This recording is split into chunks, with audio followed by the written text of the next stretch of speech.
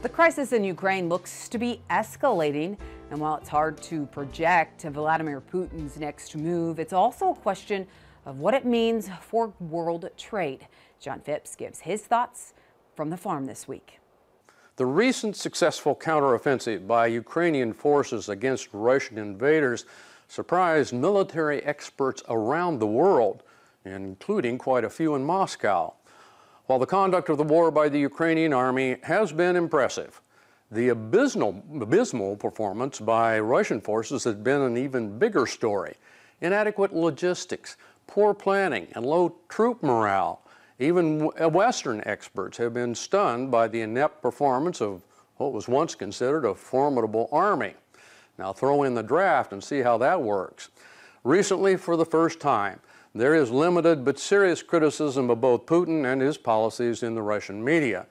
The Ukraine conflict may be far from over, but the inevitability of Russian conquest is seriously in question, and there are already follow-on consequences for the Russian economy and maybe the leadership. More importantly, the longer the battle goes on, the more Russia loses. The deeply painful effects of the loss of the Russian natural gas supply has triggered alarm in Europe, and Russia may also be about to experience the embargo market destruction problem. The U.S. is already the largest producer, and we could increase those capacities relatively easily. I think the crucial development is shown in this chart. While Americans are griping about natural gas prices, especially farmers because it's linked to fertilizer, they really haven't risen to unheard of levels despite nearly tripling. Natural gas rose from about $3 to $10 before falling back to about $7 now. For Europe, the story is way different. This gap between U.S. and EU prices is a flashing signal of opportunity to investors. A premium of over $40 will prompt investment in LNG ships and ports and has already made the U.S. the largest exporter of LNG.